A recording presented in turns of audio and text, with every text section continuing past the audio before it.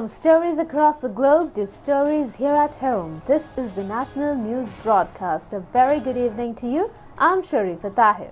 Good evening, I'm Charita Miniprarachi, and now let's move on to the headlines for tonight's news. The World Health Organization states a systematic plan has been implemented in Sri Lanka under the guidelines of the head of state to eradicate COVID-19. Manufacturing at the Valacheni paper company commences. The Prime Minister says he can be content of the service he rendered to the people during his political career. Information on a list of 92 individuals, including the tropical wind bomber, revealed.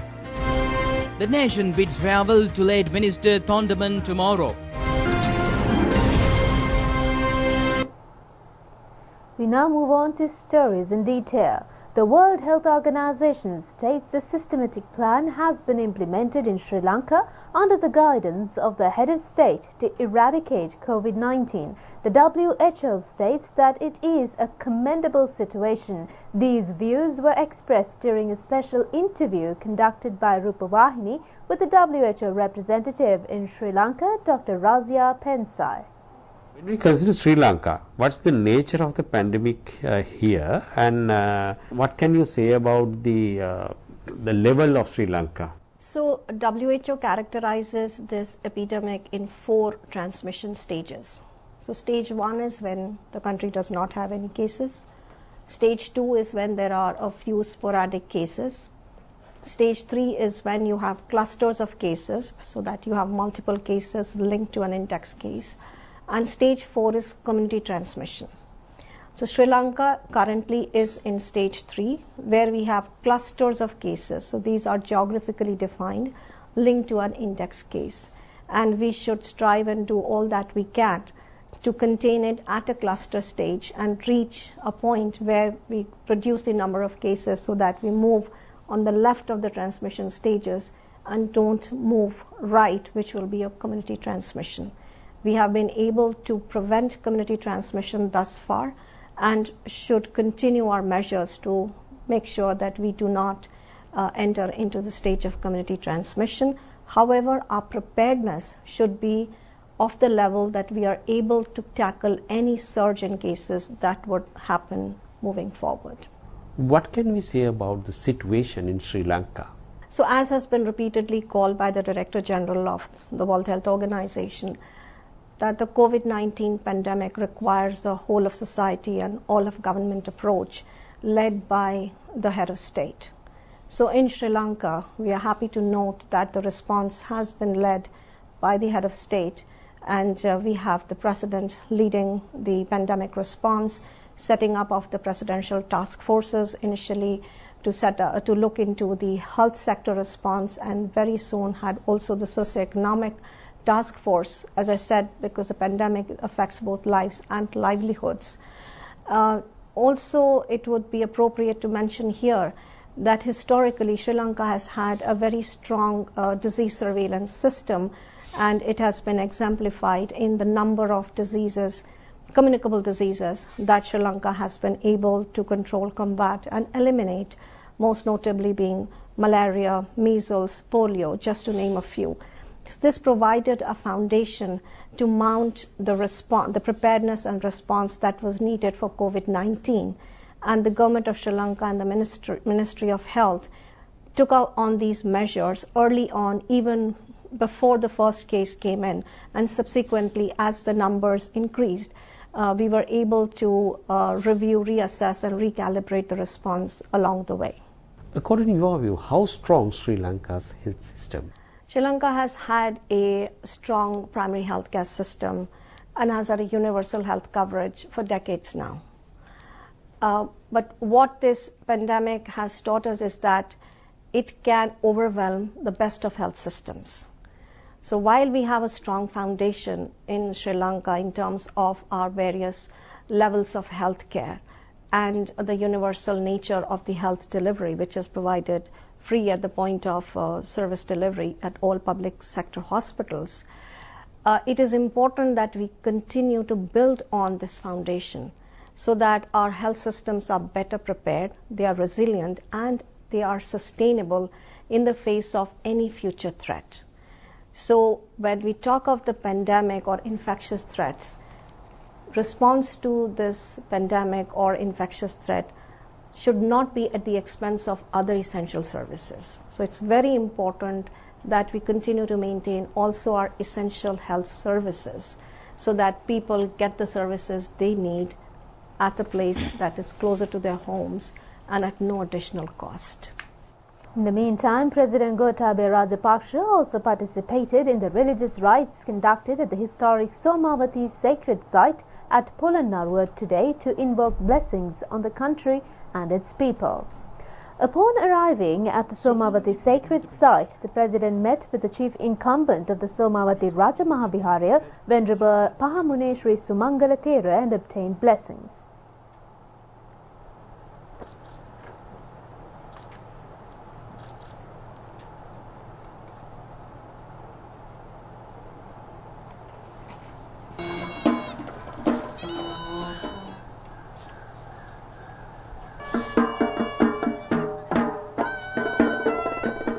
The President also joined in the Kapruka Puja offered to the Somavati Sire.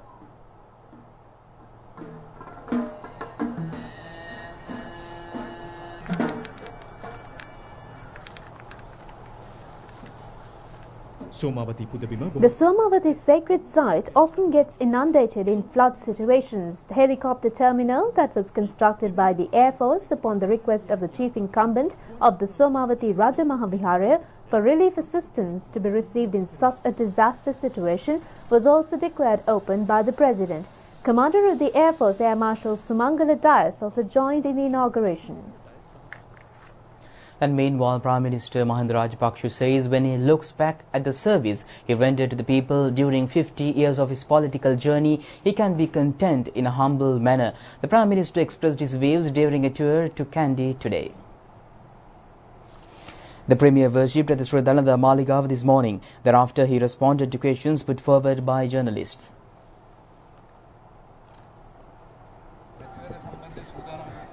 Prime Minister Mahinda Rajapaksa said that definitely an election need to be held and the Elections Commission need to prepare for it, as an Elections Commission is there for the purpose of holding elections. Therefore, they need to fulfill their duty and responsibility. The Premier opined that as soon as the verdict of country is received, they will take the necessary action to hold the election. Prime Minister Mahinda Rajapaksa further stated that he does not understand as to why the United National Party is against holding an election. The Premier noted that when they were in the position, their sole necessity was to unseat the government. Therefore, the Premier states that the responsibility of the opposition is to call for elections speedily, as then it is incumbent government that attempts to postpone the holding of the election. Prime Minister Rajapaksa points out what is happening now is a situation that the other way around, as although the government is preparing for the election, the opposition is attempting to postpone it. The Premier says that the public are aware of the reason behind the situation. Reflecting on completing 50 years in politics, Prime Minister Mahinda Rajapaksa said that he feels fortunate to be able to engage in politics for such a long period of time in this country, as he feels that during said time period the obligations owed the country by them have been fulfilled. The Premier said that he can be content of the task achieved, including the 30-year-long war and implementing development activities in the country. Prime Minister Mahinda Rajapaksa also stated that a full investigation in the Easter Sunday attacks is still underway, as the interior of the attack needs to be found out. The Premier further stated that recently an individual has released statement on Facebook pertaining to another attack. He added that the security unit is currently questioning the individual. Thereafter, upon arrival at the Malwathu Mahaviharya, Prime Minister Mahinda Rajapaksa met with Chief Incumbent of Malwathu Chapter, Most Venerable Tibbatuwabe Sri Sumangala Thera, and obtained blessings. The Prime Minister also made a courtesy call on the Anunayak of the chapter, Most Venerable Dimbul Kumure Vimaladhamma Thera. The Prime Minister Mahinda Rajapaksa, upon arriving at Daskiri Mahaviharya, called on Chief Incumbent of Daskiri Chapter, Most Venerable Varakagoda Sri Jnanaratana Thera, and the Sangha Committee, and obtained blessings. The Premier was joined by former State Ministers Kehele Rambukwala, Lohan Ratwatta, and Dilum Amunugama. And meanwhile, Minister Vimal Veerawanshu says the day is not far when the people of the country will be able to use paper manufacture at the National Paper Company at Valachene. The minister made these comments restarting the main equipment of the factory today. Paper manufacturing at Valacheri National Paper Company, which is the first paper factory to be established in the country, commenced in 1956. Machinery used at the factory was donated by the government of East Germany, and on the daily basis, various types of paper were manufactured to a capacity of 60 metric tons to meet domestic paper requirement. However, to various reasons, manufacturing was halted a few years ago, resulting in 3,500 jobs being lost. After the war victory in 2012, the government initiated rebuilding the Valacheri paper factory under the Naginahira Navodaya program. However, the proposal was not implemented. Nevertheless, under the present government vision of prosperity on uplifting local industries, steps were once again taken to uplift the paper factory. Thereby, the main paper manufacturing equipment was restarted and the first paper sample was produced today. The support of local and foreign engineers as well as the engineering units of the Army and the Navy were received in rebuilding this factory. In addition, a cabinet paper has been repatriated developing the land area belonging to the factory, which extends up to 500 acres with multi-purpose development projects.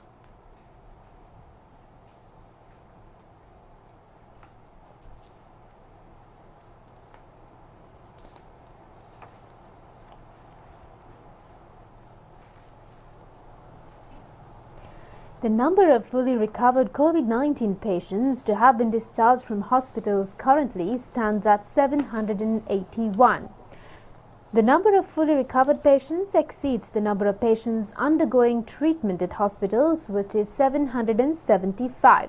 Meanwhile, 10 new confirmed cases were detected today.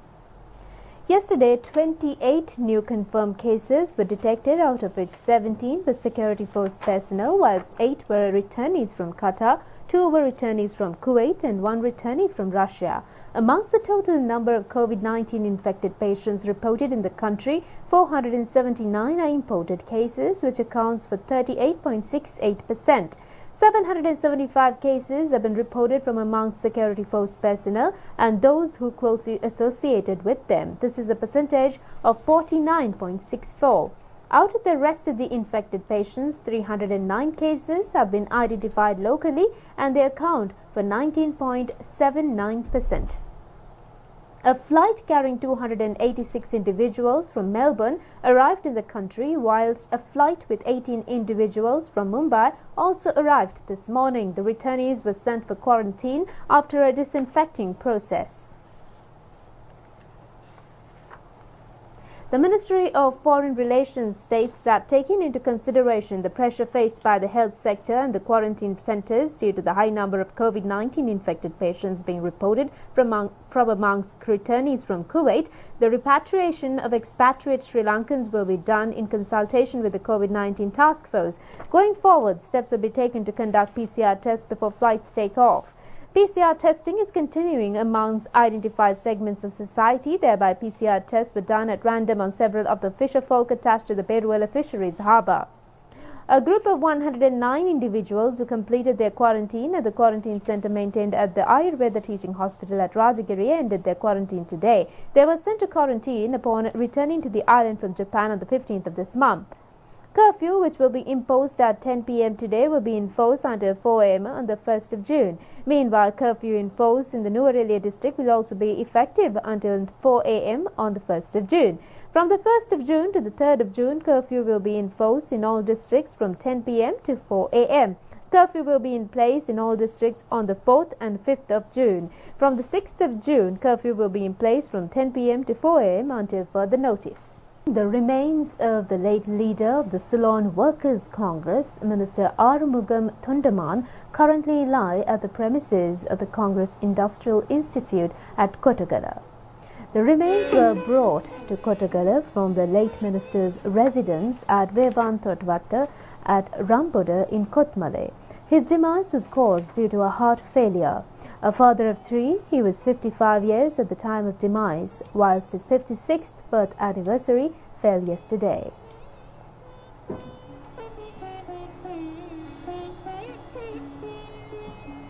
Buddhist and Hindu religious rites were performed before the cortege left the residence and proceeded through Nuwara, Nanuoya and Palavakale to reach Kottagala. The public on either side of the roadway were seen paying their last respects whilst maintaining social distancing. A stringent security plan has been implemented with the deployment of the police special task force and the army in the Kottagala town and in the surrounding area of the Congress Industrial Institute as the late minister's remains lie there. The health and security units have advised the family members of the funeral committee that the final rites need to be conducted according to health guidelines. The remains will lie at their current location until tomorrow. The funeral will take place at the Norwood grounds at Hatton tomorrow evening. Only authorized individuals will be permitted to pay their last respects whilst adhering to health and safety guidelines. The funeral will be telecast live over Rupavahini.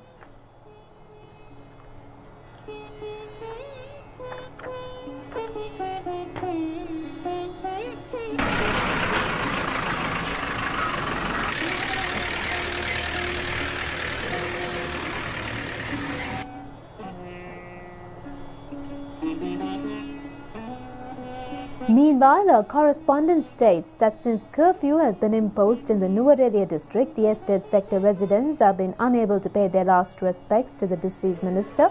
Therefore, they are engaging in religious rites at their homes to invoke merits on the late minister.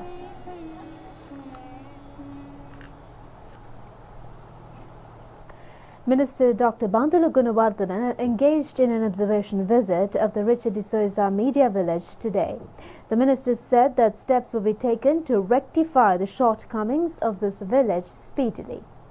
The minister was welcomed by journalists. The minister also inquired into the health of senior journalist Sunil Madhava Prematilaka.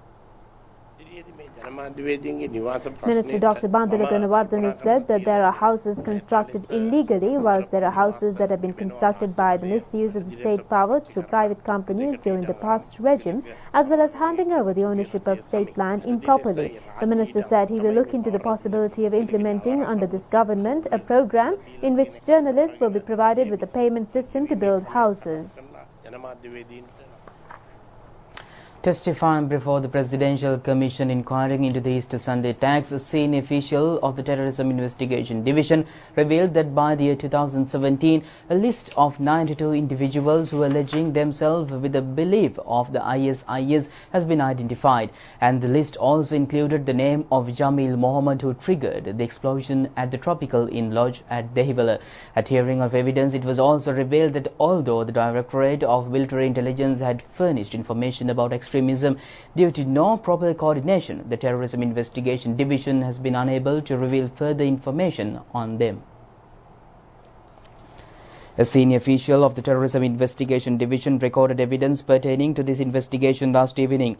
In his evidence statement, the official stated the information into the Tropical Inn bomber Abdul Latif Jamil Mohammed was being investigated since 2016, as it was revealed that the said individual placed belief to a great extent in the credence of the ISIS and have circulated related content on social media. The senior official stated before the commission that in order received by him, it was instructed that they investigate into the individual and several other individuals who were on extremist views. The witness acknowledged that on the 8th of November 2017, the State Intelligence Service submitted intelligence information in this regard to the IGP Pujija Sundaradhen. The witness stated before the commission then thereby that since the 20th of February 2018 until the attacks were launched, 8 reports pertaining to Jamil Mohammed were submitted to the IGP. However, the witness also stated that the final report had been submitted on the 8th of April 2018 and he did not receive any information alleging that Jamil Mohammed was connected to acts of extremism on religious hatred. At this point, the commission queried from the witness as to whether he was aware that Jamil Mohammed was identified as an extremist since December 2016 and that the Directorate of Military Intelligence had conducted surveillance regarding this individual. In response, the witness stated that he was unaware and added that such an exchange on intelligence information does not occur between the military intelligence of the Army and Terrorism Investigation Division. He further stated that after the explosion at the Dehiwala Lodge, the squad of security personnel that were directed to the location later identified that the attack was launched by the individual by the name of Jamil Mohammed, who was under investigation. He added that after the attack, a group including himself inspected the Vellampity residence of Jamil Mohammed's wife and seized several court items including a voice recording received over WhatsApp and a booklet containing extremist belief. At this point, the Commission ordered that the voice recordings be sent to the government analyst for a report to be obtained. The official of the Extremism Terrorism Investigation Division also stated that after the explosion in a house at Saindamardu in Kalmune, several video recordings were discovered which had content that had led to the Easter Sunday attacks. The witness further stated that recording the bombers including Zaharan Hashim and the spent tower condominium at Mount Lavinia before launching the series of attacks, he was also among the recordings which contain extremism religious waves. In the extremist sermon, Zaharan Hashim is alleged to have stated that attacks were to be launched on Christian churches in response to the killing of Muslims in countries such as France, Russia, Canada and the US, the shooting incident in New Zealand, and due to rivals of countries determined by the extremism organized and offending countries during Sri Lanka. The witness in this testimony stated that 10 points that led to the launch of a suicide attack in Sri Lanka have been revealed in the investigation. And with that, we conclude tonight's news. Do it just tomorrow at the very same time. Stay safe. Good night. Good night.